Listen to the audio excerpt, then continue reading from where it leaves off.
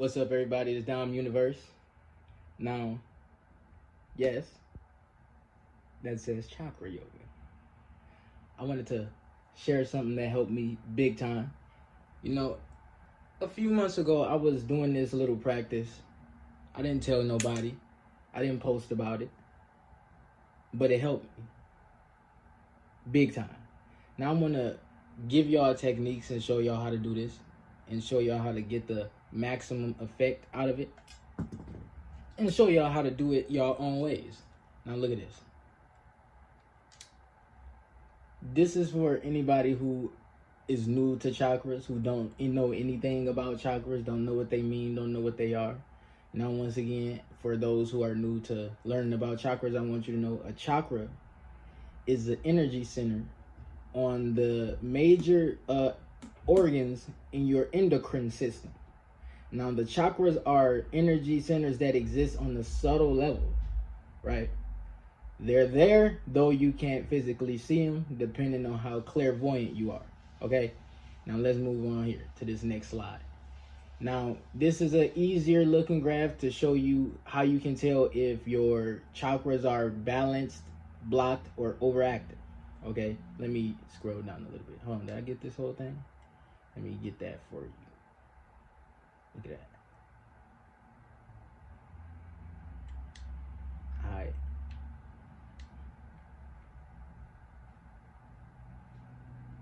This is what it all look like.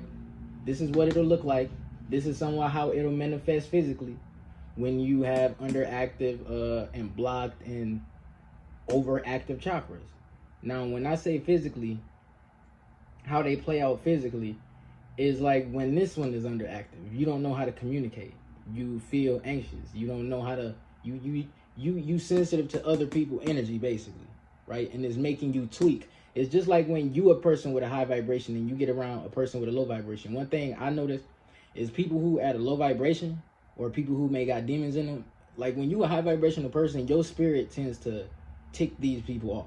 It tends to rub them the wrong way. Like their vibration can't take your vibration. So I noticed some people, they twitch or they just stare at me weird from the corner of their eye when I'm around them. It's just something I noticed from my peripheral vision. But let's move on here. So right here, here's another picture where you can tell if your chakras are balanced or what it will look like, okay? If they underactive, balanced, or overactive, etc. Now this is it. These the areas in your body where they are in case you don't know where they are, okay? Let me go down a little bit more because I want people to realize. Hold up. I want people to look at this. This area is your perineum. This is what people call the gouch, or that area between your rectum and your testicles. There's a chakra there. This is where your belly button is, like underneath your belly button, like 2 inches. This is above your belly button, like just above it. Right here you got your heart. This is the center. A lot of people think the heart is just some organ that's in the left. No, this is your heart center, okay? Then you got your throat chakra, right? Then you got your hold on, root, sacral, solar plexus, heart, throat. You got the pineal gland. I don't know why the pineal gland is right there. The pineal gland should be right here. And then this crown chakra is at the top of your head, okay? Some people feel it in the back. Some people feel it right at the top, okay? A lot of people feel tingling there. That's because we're going through ascension. But now look at this. These are the main poses that I use and that I recommend to other people. They're not too hard. Some of them you may need to keep practicing and able to do them because some of these poses you need body strength in certain areas of your body, like this one, for example. You need shoulder and back strength. Otherwise, you're going to be trembling.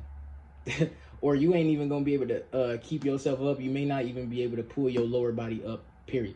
Because that's how I was when I first started.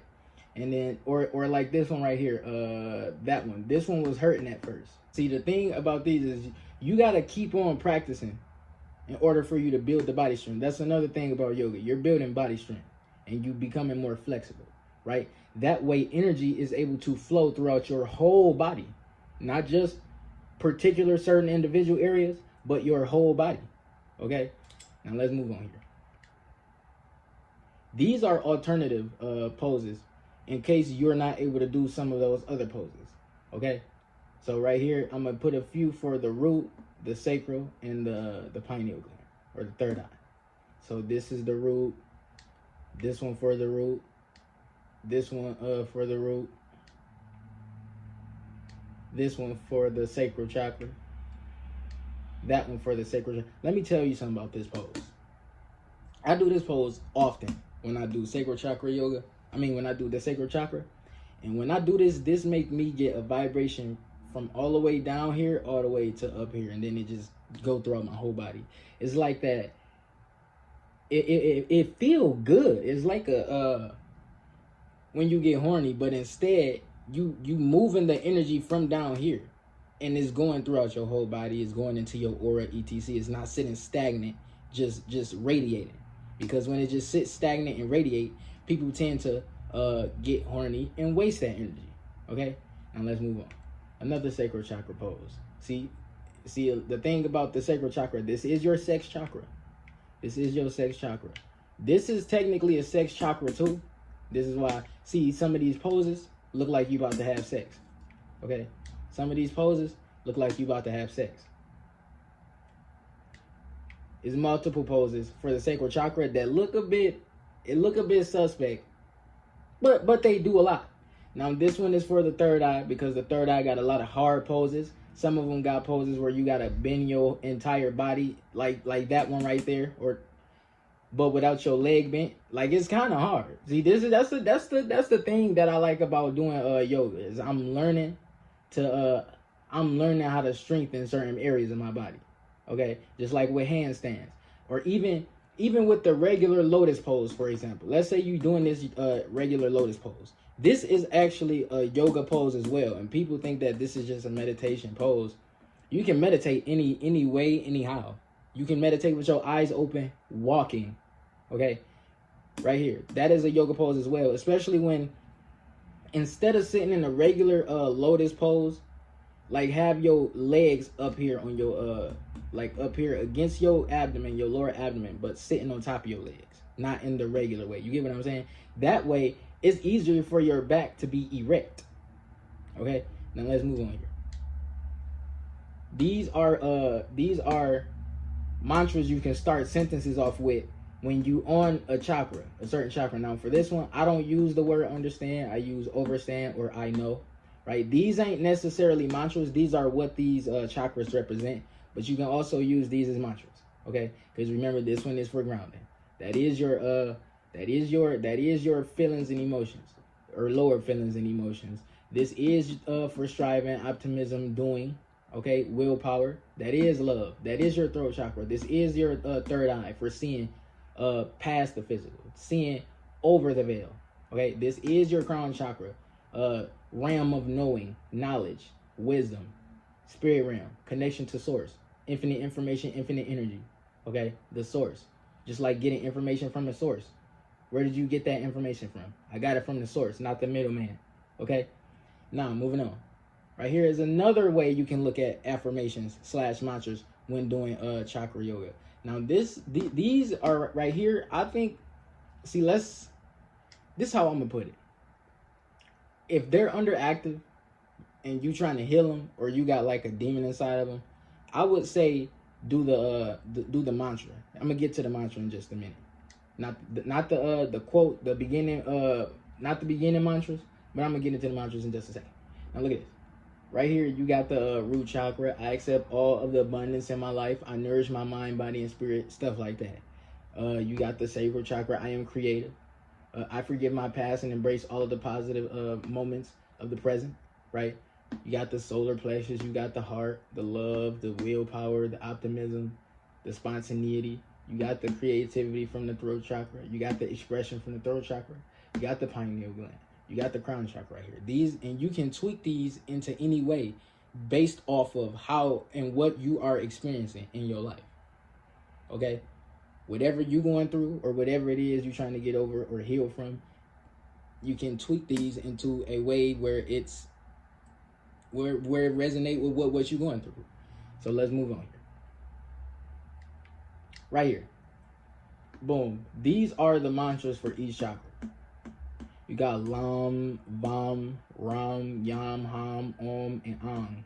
Okay, and these are the mudras for the chakras. Now this is if you sit in lotus pose and you just doing a regular meditation pose, and you know, but I'm only got this right here so that you can see the sounds, the vibration, or the mantra for each what's it called, for each chakra. Now it depending on what pose you doing, you can incorporate mudras into the yoga pose. Okay, now let's move on here. Remember this. This is what you need to be doing before you even get into. You got to make sure you're breathing. All right, like I was saying, y'all remember this, right? Before you get into the session, before you start doing your yoga, you need to make sure you are breathing correctly. When you get into some of these postures and some of these poses, it may become harder for you to breathe, especially if it's your first time, or especially if you're not flexible, especially if you don't have enough mobility, especially if you don't flex enough. It's going to be harder for you to breathe into your abdomen, but that's a good thing. You need to, it's you exercising it to become more of a natural thing to you when it's hard for you to breathe into your abdomen, but you're doing it anyway. So if you was in a handstand pose, it may be harder for you to breathe into your lower abdomen. But over time, as you're strengthening yourself and as you're learning how to use your breath, it's going to become easier for you to breathe into your lower abdomen when doing the handstand. Okay, moving on. This is how your energy flow through. Let me just go through the next slide. Boom, right here you got the infinity breath. Now right here it talk about how you use the solar plexus and how you use your breath to spiral it. This is also a vortex. Okay, this is also a vortex. It's coming from here, going up and coming back down through your solar plexus, etc. Coming back. Boom. Boom, boom, boom, boom, boom. It's just you using prana. You can absorb prana. You can give prana. You can use alchemy with prana. You can transmutate prana into different energies. Okay? Your prana is your breath, your life force, your spirit. You breathe in prana from the sun, which is also food for your soul / spirit. This is how breatharians survive. Okay, this is how Buddhists performed in nityas. Okay, because a lot of people like to argue about the whole vegan, the carnivorous diet, etc. Humans don't have to eat anything. Okay, now this is another demonstration of the breath. I'm gonna move this down a little bit so y'all can see what's going on in this picture. Right. Now this is just like when I made the aura video. It's talking about how the energy, your life force, etc. is coming through your crown chakra, coming back up, coming out, spiraling, etc. It's your electromagnetic field. It has to do with your breath and your soul. It's your spirit / soul, right? Your soul is your inner light. Your spirit is your spiritual body. That's the avatar thing you see. Then in the middle, you would see the light. That would be your soul. Your soul gleams and it shines outside your body as well. Okay, moving on. Right here.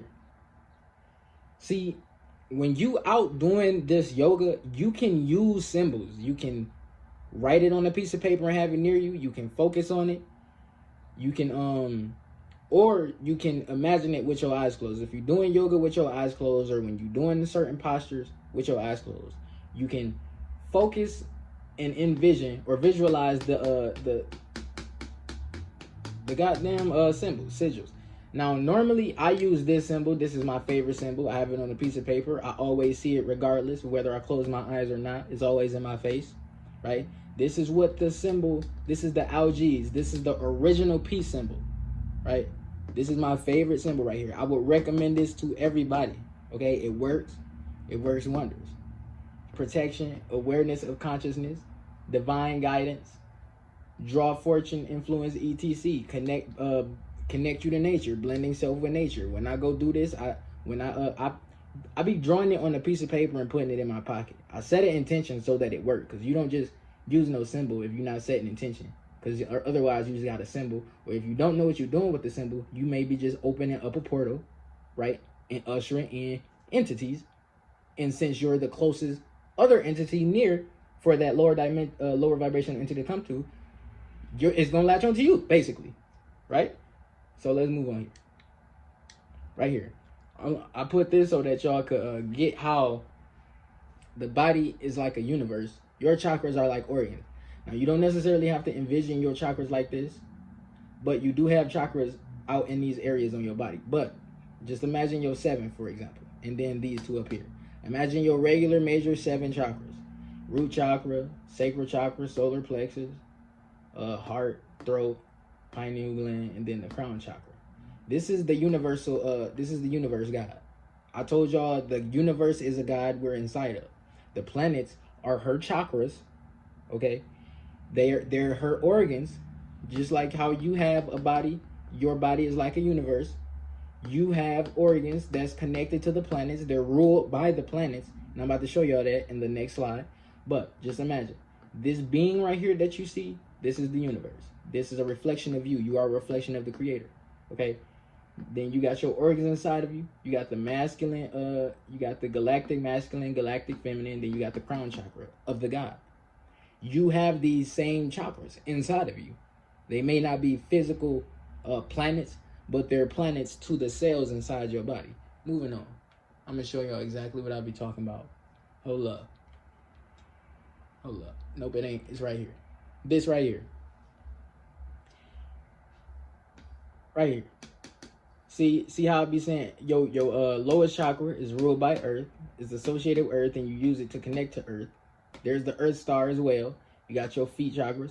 Your Earth is also ruled by Saturn. So there you have Saturn. You got your what's it called? Sacral chakra, ruled by Venus, which is emotion, which is feminine, and it's also ruled by the moon. Okay, you also have your solar plexus, which is ruled by Mars and the sun. You have your heart, which is ruled by Venus and the moon as well. Okay, you have your higher heart. We're gonna skip that because that got to do with the 13 chakras, and this is not a proper 13 chakra chart. You have the throat chakra, which is Mercury. Mercury is to do with communication in astrology. You got the pineal gland, which is, and etc. There goes the crown chakra with Jupiter, Neptune right here, Uranus right here, and but that's pretty much it. I just wanted y'all to look at some techniques. I just wanted y'all to get a little grasp before I drop this next video, the second part, and show y'all the poses and etc. But that's pretty much it. Down the universe taking off. I love you all. Like, subscribe, peace.